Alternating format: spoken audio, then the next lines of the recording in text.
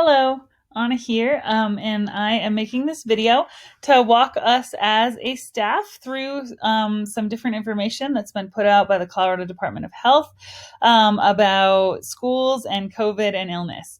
So we're going to go through 4 different flow charts, and I'll be using a few examples throughout.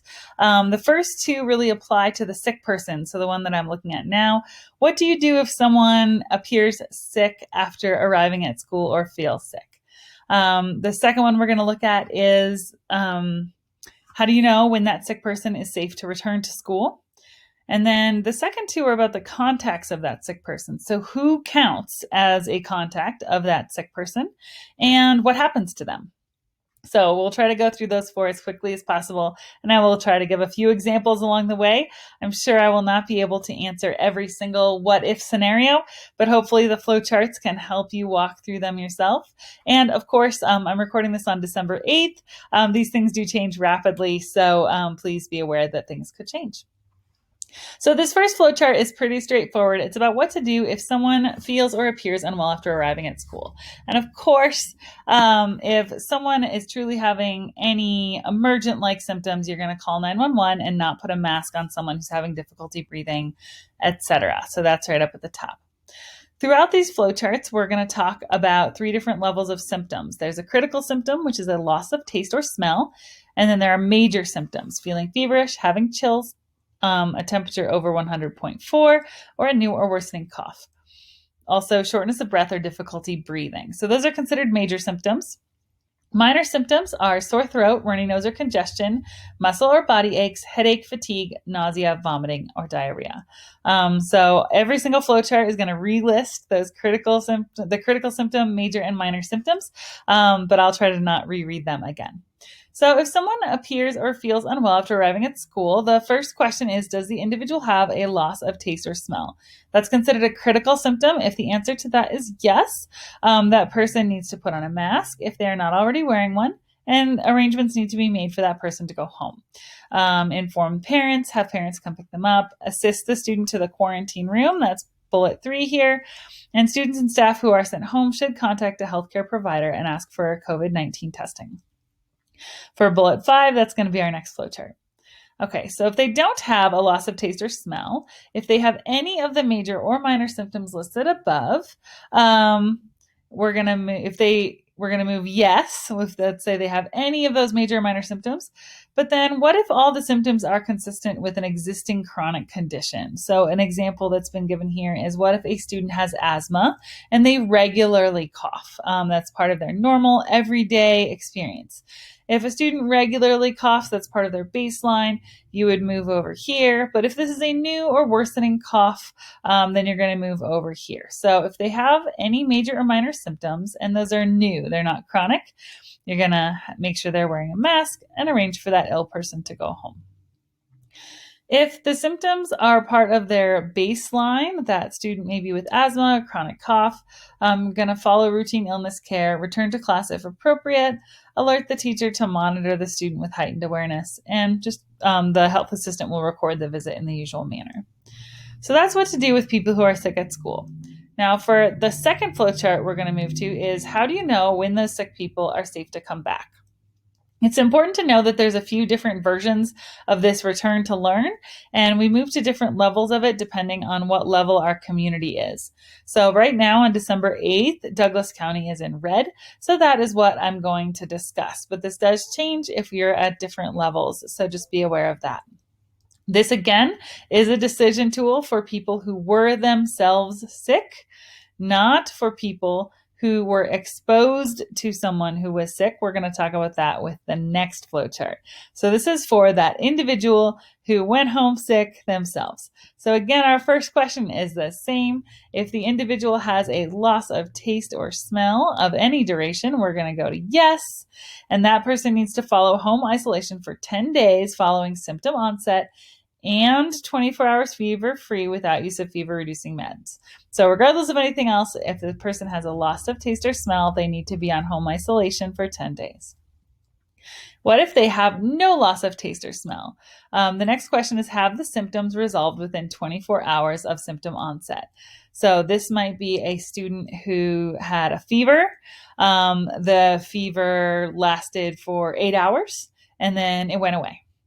So they had symptoms, but the symptoms resolved themselves quickly. So then we would move here to this yes, and they're going to follow the regular return to school illness policies if all major symptoms have stayed resolved for 24 hours. So student has a fever, they have a fever for 8 hours, then the fever stays away for 24 hours. That student can then return to school once they're symptom free for 24 hours.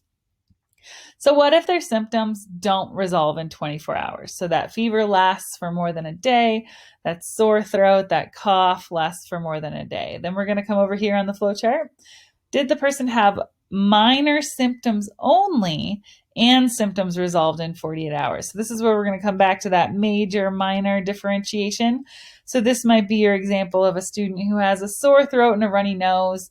It doesn't resolve in 24 hours, but it does resolve in less than 48, and they can wear a mask safely. So again, if the symptoms resolve in 48 hours and they can wear a mask, once their symptoms are fully gone for 24, then they can return to school. All right. So what if the person has either a major symptom, because remember, this 48 hours only applies to people with only minor symptoms. So if they have major symptoms or multiple minor symptoms that don't go away in 48 hours, the next question is, was testing done? If the patient was tested for COVID-19 and the results are pending, they need to follow home isolation. If they were tested and the result is positive, they need to follow home isolation. If they were tested and the result was negative and the person can wear a mask safely, they can come back to school. So again, with those usual policies, they would have to be symptom-free for 24 hours. So that is the flow chart for when students are going to come back to school. As we get into the next flow chart, it's going to talk a lot about, does the person meet return to learn criteria? So the next flow chart is going to frequently refer to this flow chart about, did they meet this criteria of returning to learn, having symptoms that resolve within 24 hours, having only minor symptoms that resolve within 48, or having a test done and the result being negative. And we're going to assume all of our students can wear a mask safely and they are not under 3 years old. All right. So our next, for our next flow chart, we're going to shift gears a little bit, thinking about this sick person. Who counts as a contact with that sick person? And this gets a little bit tricky, so just bear with me. There's a couple of different versions that we can do. This helps us decide who needs to quarantine in the event that someone has COVID-19 or symptoms of COVID-19. Our contacts are always identified based on the full contagious period, which is 2 days before the sick student or staff member's symptoms started, or the positive test date, whichever is earlier. So if someone starts to feel sick on Wednesday, we would identify all the contacts from Tuesday and Monday and Wednesday. There are a lot of things on here that are time-based, and those are cumulative. So 2 10-minute exposures equals 20 minutes. So it's important to think about that. It is mentioned in here as well, it is not developmentally appropriate for young children to remain in their seats throughout the day. So for our elementary folks, we're probably definitely going to be looking at enhanced contact identification as opposed to targeted contact identification. So what is targeted contact identification? In order to qualify for this, we have to, as a school, be tracking illness-related absences, which we do. All classes need to have a seating chart available, and that seating chart needs to be applicable. So if you think about a student who forgot their charger and doesn't sit in their usual seat, that can really mess things up. So we want to make sure not only do we have seating charts for every class, but they are actually applicable. We do work with our local public health agency. And then we also need to make sure that home symptom screening is encouraged. The sick individual is masked. We're taking precautions at meals, and this would not apply to high-risk activities like choir, band, and PE. So for classes where we can say we do all 8 of these things, we can do what's called targeted contact identification. This means that contacts of the sick person are only people who were within 6 feet of the individual for 15 minutes or greater when both parties were masked. So that would be in most of our classes. We would not need to quarantine the entire class, but only the students who were sitting very near to the sick student, or students that were within 12 feet of the individual for 15 minutes or greater when either party was unmasked. So lunchtime, for example. So if we can't say yes to all of these 8 things, so elementary school or PE or choir or probably theater, we're going to have to do enhanced contact identification. This is basically what we have been doing, which means we need to quarantine anyone, or we need to consider a close contact anyone who was in the room with a sick individual for 40 minutes, so that would be all of our classes, or was within 6 feet of the individual for 15 minutes when both parties were masked, or were within 12 feet of the individual for 15 minutes when either party is unmasked and indoors, so like mealtime. So that just broadens who's considered a close contact a little bit. This clause is really important. They are saying that teachers who are wearing a KN95 or better and eye protection do not need to quarantine unless they were within 6 feet for 15 minutes of the sick person, or 12 feet for 15 minutes if the sick person was not wearing a mask. So teachers, if you are wearing eye protection and a KN95 or better, even if you are in that PE class or an elementary class, you will not need to quarantine unless you're within that sick individual for within 6 feet for 15 minutes. So we can talk more about what the tracking on that for teachers could look like, but it's just an important piece of information. All right, to our final flow chart, which is we've now identified who is a close contact, what happens to those contacts. And it's important to note that this is not just for people who test positive for COVID-19, but for people who have symptoms of COVID-19. So that's going to become really important on this final flow chart. So on this final flow chart, it's called what happens to the contacts.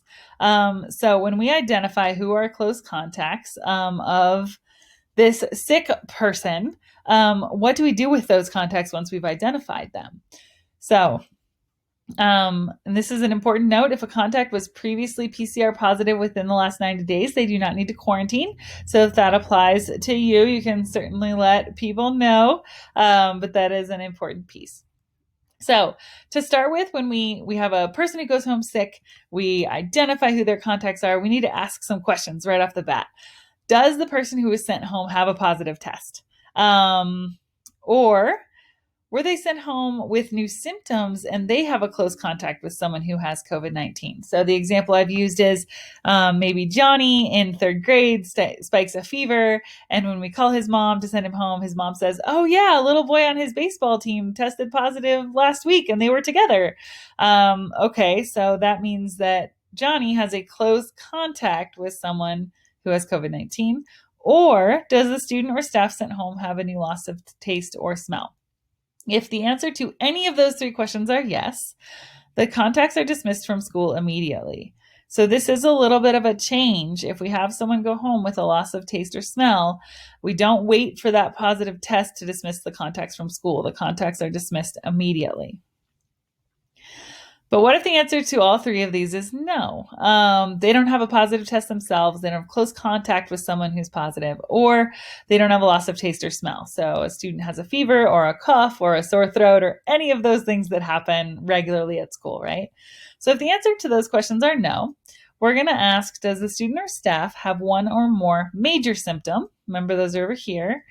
Or 2 minor symptoms, so sore throat and runny nose, headache and muscle or body ache, so 2 of those minor symptoms, or are 10% or more of the students or staff in the classroom or cohort currently out with COVID-19 symptoms. So we need to track and make sure we know what percentage of people in each class are currently out with COVID symptoms.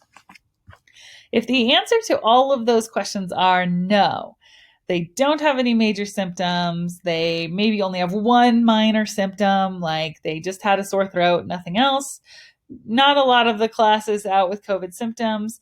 If we can say no to all of those. We're going to just continue care and in-person learning for those contacts. So we don't need to do anything with the contacts of that sick person, if the answer to all of these are no. But what if the answer to one of these is yes? What if that student does have 2 minor symptoms, a sore throat and a runny nose, or a new or worsening cough? This is where it gets a little bit complicated. For the first 4 days, the contacts of that person can continue in-person learning. So this is basically where we're evaluating, can that person come back to school? So if you remember, my second flow chart was the return to learn. So for those first 4 days, we're trying to see, can the contacts, or can the sick person meet this criteria for return to learn? So that means their symptoms went away within 24 hours. And you can rewind to that part of the video if you want. If they meet the criteria, if the sick person meets the criteria for return to learn, then nothing needs to happen. Everyone can continue with in-person learning. But what if after 4 days, that person does not meet return to learn criteria? Maybe they're still sick and awaiting test results. Maybe they're still sick and they don't want to get tested.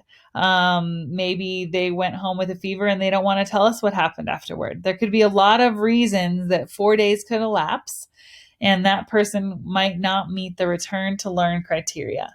If that happens, the contacts starting on day 5 need to quarantine and start remote learning. So this is a shift for sure, because people may be quarantining based on contact with a sick person, not just based on contact with someone who has a positive COVID-19 test. Especially as we all know, those tests can take a little while to come back. So it could be that someone goes home with a new or worsening cough. It doesn't get better. In 24 hours, they go to get tested on day 3, and then they don't get their test results back until day 7. Well, now days 5 and 6 and 7, we need to quarantine all their contacts. If their test comes back negative, they now meet the return to learn criteria, and we can call the contacts and have them come back to school. So I know it gets very complicated, but hopefully this video has helped a little bit. We will send out all of these documents, and please be aware they could change at any time. So we will let you know as soon as anything changes. There may be some updates to this school in terms of who's doing this tracking, who's letting people know that they are contacts and when. So it's a lot of systematic pieces that need to be in place. And we will update you with those as we build them out. Thank you.